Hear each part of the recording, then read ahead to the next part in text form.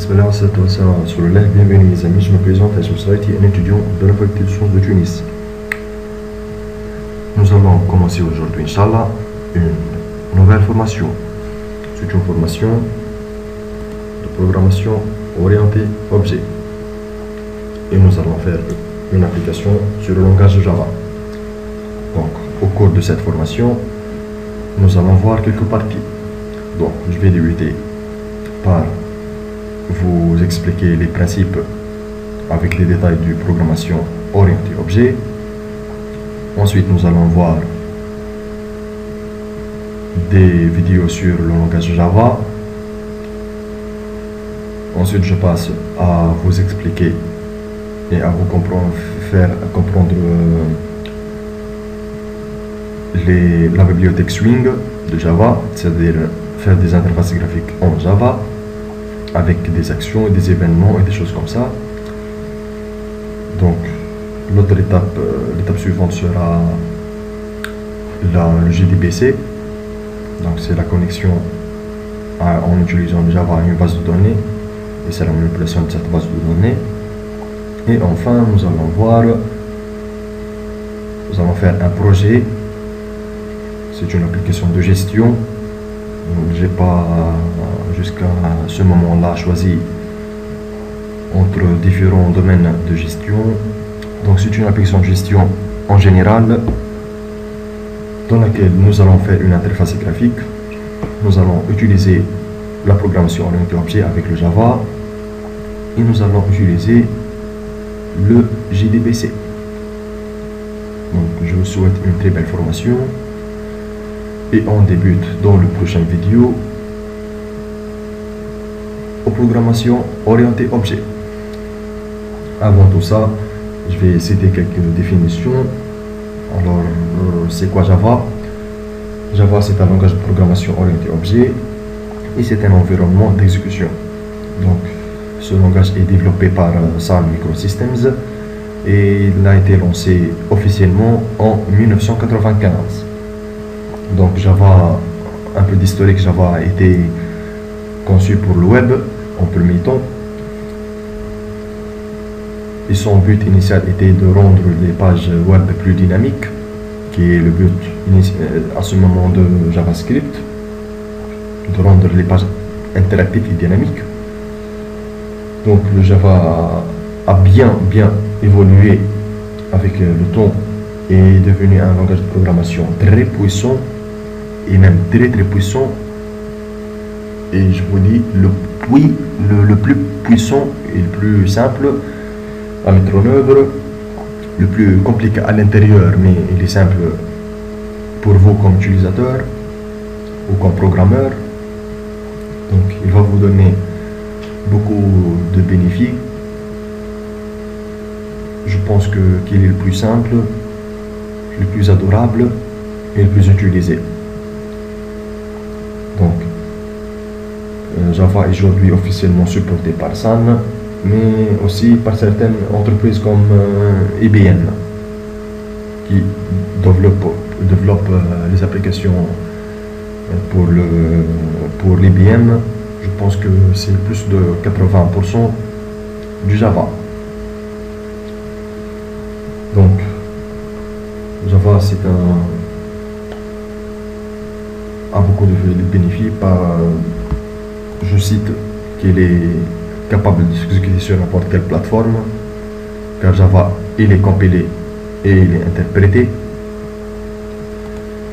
Donc, le code source Java est transformé en simple instruction, ce qu'on appelle le bytecode.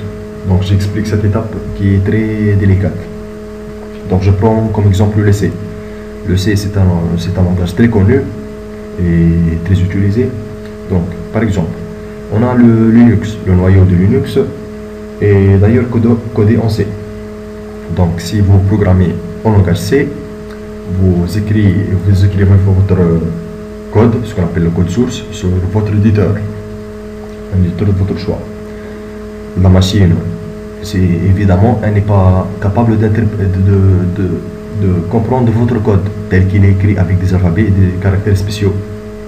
Donc elle appelle un compilateur qui va transformer ce code en langage machine, c'est-à-dire le langage binaire, car toute machine, comme votre PC, ne comprend ni lettres ni caractères, elle ne comprend que du 0 et 1. Donc, comme on a dit, le compilateur va transformer le code source, votre code source en langage binaire. Ce langage binaire, je vous dis bien qu'il n'est pas le même si vous utilisez un compilateur en Windows. Donc, si je prends ce code-là, que j'ai développé sur Windows, avec un processeur Intel, ce code ne fonctionnera pas en tant que binaire. Il ne fonctionnera pas sur un macOS, par exemple, avec un processeur G4. Donc, ce code C doit être recompilé sur l'autre machine pour qu'il soit exécutable. Donc, c'est le cas de C et beaucoup d'autres langages. Donc, le Java a résolu ce problème. C'est pourquoi on dit Java est portable. Java a une comptabilité parfaite.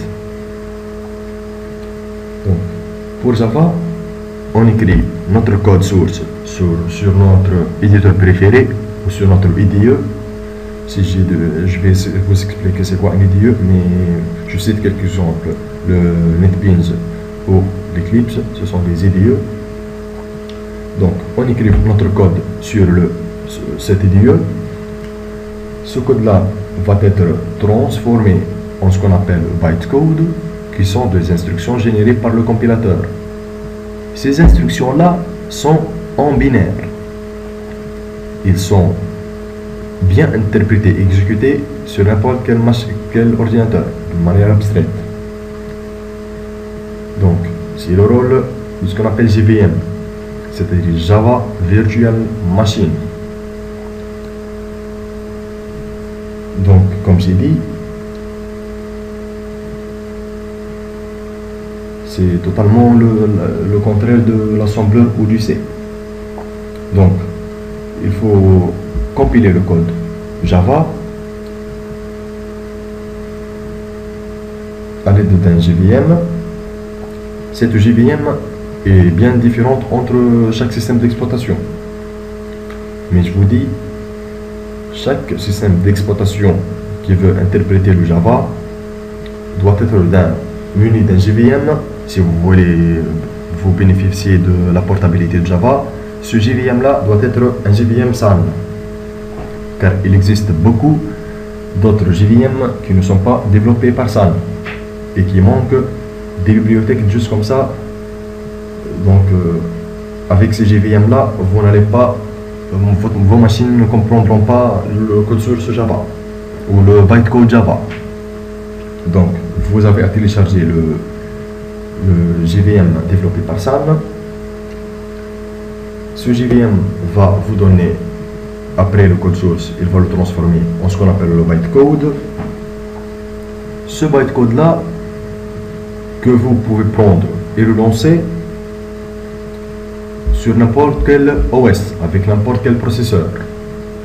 Et ce bytecode va être exécutable. Donc, c'est pourquoi on dit que Java est portable. Cette JVM, comme j'ai dit, est différente selon chaque système d'exploitation. Et il y en a presque tout pour tous les systèmes d'exploitation, pour les téléphones portables, pour les PDA, les Pocket PC. Il y en a plus d'une par système d'exploitation, comme pour Linux ou Windows. Donc cette JVM officielle, la plus utilisée, la plus mise à jour par rapport aux spécifiques du langage Java, est forcément cette JVM par SAN, qui sont les propriétaires de Java. Donc ce bytecode, comme j'ai dit, va être interprété par le JVM par rapport, interprété par le JVM en temps réel. Donc le code n'est pas directement exécuté par la machine, mais par une machine virtuelle, qui est ce JVM là. Je vais expliquer ça pratiquement. Donc, un autre bénéfice de Java, qu'il vous donne vous en tant qu'utilisateur ou en tant que programmeur surtout, développeur en Java, il vous donne un très haut niveau d'abstraction par rapport à vos machines. Donc vous n'aurez pas besoin de s'occuper de la comptabilité matérielle. Mais la JVM a aussi beaucoup d'autres avantages. Pour ce, si vous connaissez le C, il n'y a pas de in-frame, pas pour tout, ce qu'on appelle les pointeurs. Ces pointeurs peuvent être fatals s'ils sont mal utilisés. Donc, les pointeurs peuvent causer une erreur fatale. Donc, car la gestion de la mémoire est automatique. Donc, il y en a aussi ce qu'on appelle en Java le garbage collocator, ou ce qu'on appelle en français sur le ramasse-miettes.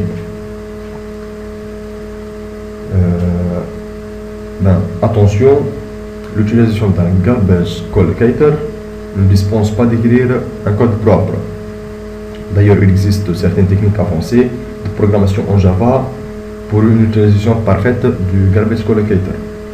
Nous en verrons certainement dans notre cours. Donc, c'est un langage de haut niveau d'abstraction qui permet de développer plus rapidement, d'être bien plus productif sans avoir à se soucier des problèmes que j'ai cités avant. Donc, ce garbage collocator va, d'une manière dynamique, va faire une allocation de la mémoire et va libérer tous les objets que vous n'allez pas utiliser ultérieurement.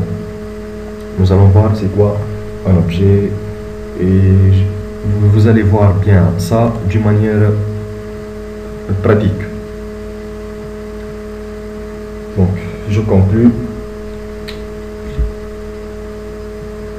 Souvenez bien que Java a beaucoup de bénéfices. Et si je vais passer le temps à vous expliquer les bénéfices de Java, je vais prendre beaucoup de temps, mais je vous dis que Java est général de bytecode qui va être portable.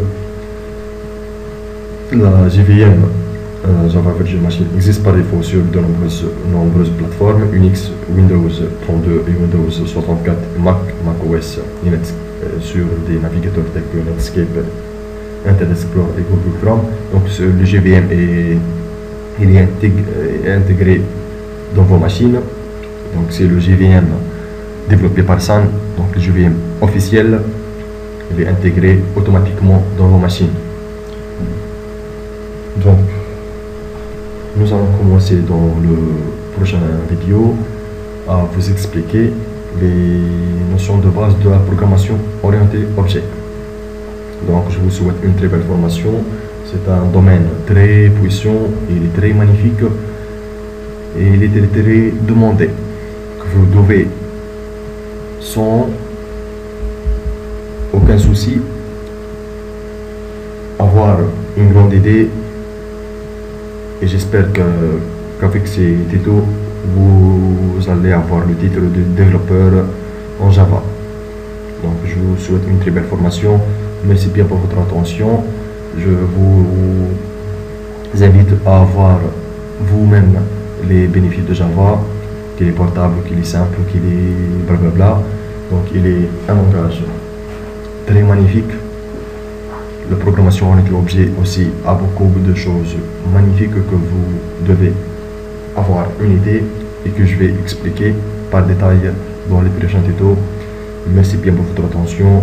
Au prochain tuto. Wassalamu alaikum wa rahmatullahi wa barakatuh.